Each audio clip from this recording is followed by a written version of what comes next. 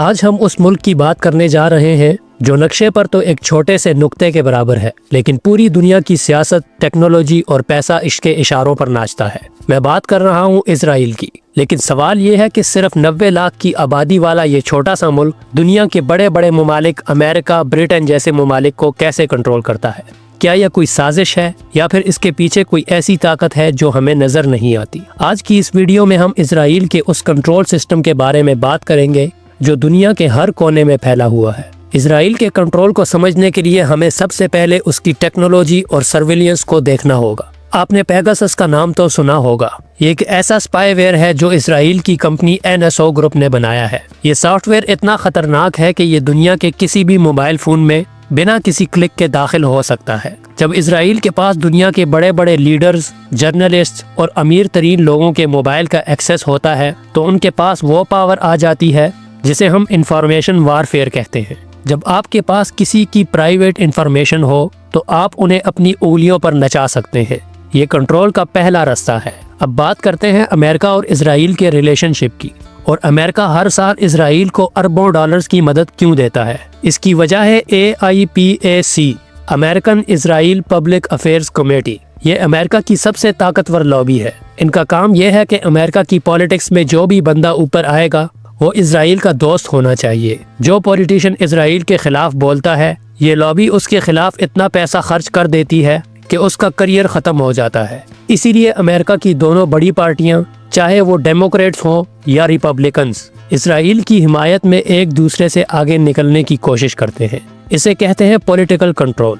لیکن اسرائیل صرف سیاست نہیں، دنیا کی اکانومی کو بھی کنٹرول کرتا ہے۔ دنیا کے بڑے بڑے بینکس اور انویسٹمنٹ فرمز جیسے بلیک راک اور وین گارڈ میں ان لوگوں کا بہت بڑا ہاتھ ہے جو اسرائیل کی آئیڈیولوجی سے جڑے ہوئے ہیں۔ جب دنیا کا سارا پیسہ اور سسٹم ان کے ہاتھ میں ہوتا ہے تو وہ کسی بھی ملک کی اکانومی کو گرا سکتے ہیں یا اٹھا سکتے ہیں۔ جیسے کہ گوگل، فیس بک اور انٹل کے پیچھے بھی اسرائیلی دماغ اور انویسٹمنٹ کام کر رہی ہے۔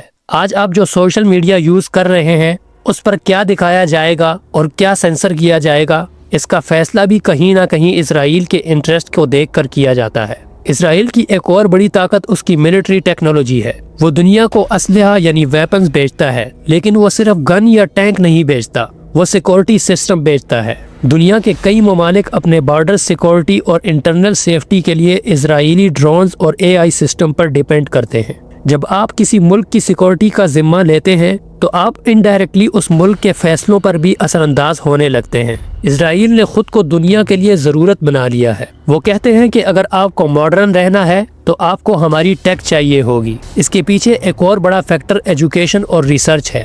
اسرائیل میں جتنا پیسہ ریسرچ اور ڈیولپمنٹ میں لگایا جاتا ہے اتنا شاید ہی کسی اور ملک میں ہوتا ہو۔ انہوں نے اپنے لوگوں کو اس طرح ٹرین کیا ہے کہ وہ دنیا کے ہر بڑے ادارے میں ٹاپ پوزیشن پر بیٹھے ہیں، چاہے وہ سائنس ہو، میڈیسن ہو یا اسپیس ٹیکنالوجی ہو۔ اسرائیل کا نام ہر جگہ موجود ہے۔ یہ انٹلیکچوئل کنٹرول ہے جہاں آپ اپنے دماغ کے زور پر دنیا کو اپنے کنٹرول میں لاتے ہیں۔ لوگ اکثر کہتے ہیں کہ یہ سب قسمت ہے، لیکن یہ قسمت نہیں بلکہ 100 سال کی پلاننگ ہے۔ انہوں نے میڈیا کو کنٹرول کیا تاکہ ان کا نیریٹو دنیا کے سامنے بہتر دکھے۔ آج ہالی ووڈ سے لے کر بڑے بڑے نیوز چینل تک اسرائیل کے خلاف بولنا کریئر سوسائیڈ سمجھا جاتا ہے۔ یہ نیریٹو کنٹرول اتنا مضبوط ہے کہ لوگ سچ جانتے ہوئے بھی بولنے سے ڈرتے ہیں۔ اب ہم بات کرتے ہیں اس ادارے کی جس کا نام سنتے ہی دنیا بھر کی انٹیلیجنس ایجنسیز کے پسینے چھوٹ جاتے ہیں، اور وہ ہے موساد۔ اسرائیل کا اصلی کنٹرول صرف پیسہ یا سیاست نہیں بلکہ بلیک میل اور خوف پھیلانا بھی ہے۔ موساد دنیا بھر میں اپنے ہنی ٹریپ اور خفیہ آپریشنز کے لیے مشہور ہے۔ سوچنے کی بات یہ ہے کہ دنیا کے بڑے بڑے امیر لوگ اور طاقتور سیاستدان اچانک اسرائیل کے حق میں کیوں بولنے لگتے ہیں؟ کئی ایکسپرٹس کا ماننا ہے کہ اسرائیل کے پاس دنیا کے ٹاپ لیڈرز کی ایسی پرائیویٹ ویڈیوز اور راز موجود ہیں جو ان کا کریئر پر بل میں تباہ کر سکتے ہیں۔ جب آپ کسی کے راز جانتے ہوں تو وہ آپ کا غلام بن جاتا ہے۔ اس کنٹرول کا ایک اور بڑا پلر ڈائمنڈ اور لگژری میٹل انڈسٹری ہے۔ آپ کو شاید یہ جان کر حیرانی ہو کہ اسرائیل کے پاس اپنی کوئی ہیرے یعنی ڈائمنڈ کی مائن نہیں ہے، لیکن دنیا کا ڈائمنڈ ایکسچینج اور کٹنگ کا سب سے بڑا مرکز اسرائیل میں ہے۔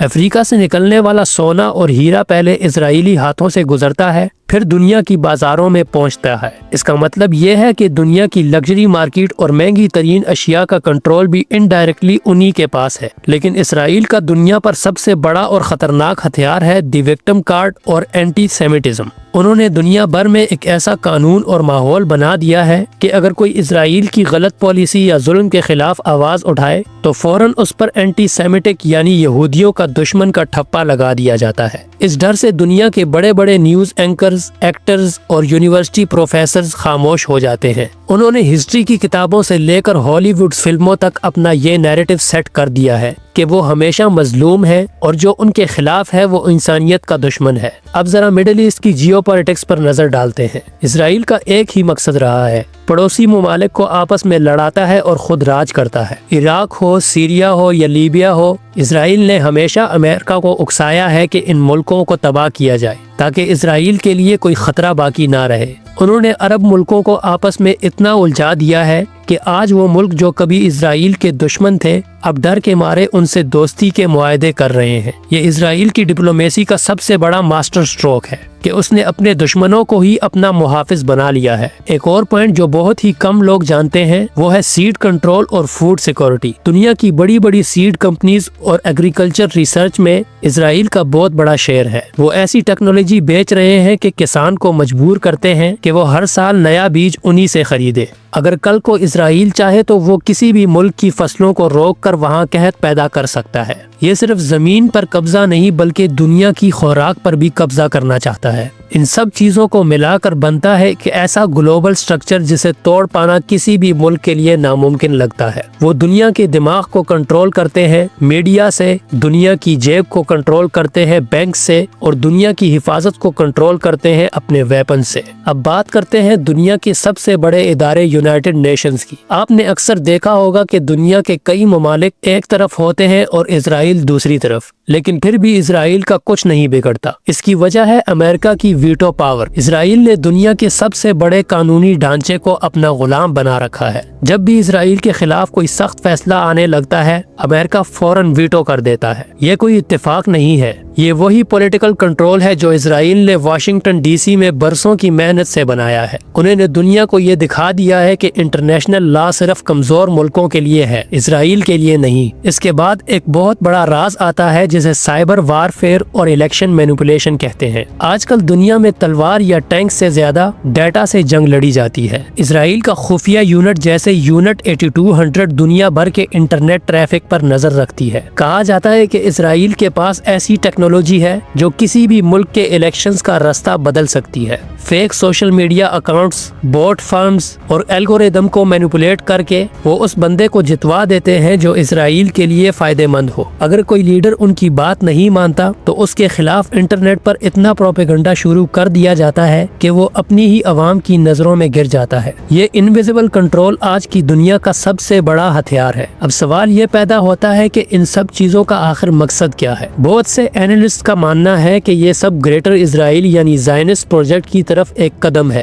یہ صرف ایک چھوٹی زمین کا ٹکڑا نہیں چاہتے بلکہ یہ پورے مڈل ایسٹ کی اکانومی اور ریسورسز پر ڈائریکٹ کنٹرول چاہتے ہیں۔ اس مقصد کے لیے انہوں نے دنیا کے بڑے بڑے بلینئرز کو اپنے ساتھ ملایا ہوا ہے۔ لیکن کیا دنیا کبھی اس کنٹرول سے آزاد ہو سکتی ہے؟ آج کل دنیا کا نقشہ بدل رہا ہے۔ برکس جیسے نئے گروپس بن رہے ہیں اور لوگ اب ڈالر کے اثر سے نکلنے کی کوشش کر رہے ہیں۔ جب تک دنیا کا فائنینشل سسٹم اسرائیل اور اس کے ساتھیوں کے ہاتھ میں ہے یہ کنٹرول برقرار رہے گا، لیکن سوشل میڈیا نے آہستہ آہستہ ان کے نیریٹو کنٹرول کو تھوڑا سا کمزور کیا ہے۔ آج دنیا کا عام انسان بھی دیکھ سکتا ہے کہ پردے کے پیچھے کیا ہو رہا ہے۔ اس لیے اب اسرائیل مزید سخت قانون بنوا رہا ہے تاکہ انٹرنیٹ پر ان کے خلاف بات کرنے کو کرائم قرار دیا جا سکے۔ دوستو، اسرائیل کا دنیا پر کنٹرول کوئی جادو نہیں ہے بلکہ یہ اکانومی، ٹیکنالوجی، انٹیلیجنس اور میڈیا کا ایک ایسا کمبینیشن ہے جس پر انہوں نے صدیوں سے کام کیا ہے۔ وہ جانتے ہیں کہ دنیا کو کیسے ڈرانا ہے اور کیسے خریدنا ہے۔ جب تک باقی ملک اپنی ٹیکنالوجی خود نہیں بنائیں گے اور اپنے فائنینشل سسٹم کو آزاد نہیں کریں گے تب تک وہ اسی طرح کسی نہ کسی کے اشاروں پر ناچتے رہیں گے۔ آپ کو کیا لگتا ہے، کیا دنیا کبھی اس شطرنج کی بازی کو سمجھ کر آزاد ہو پائے گی یا پھر یہ کنٹرول وقت کے ساتھ مزید سخت ہوتا جائے گا؟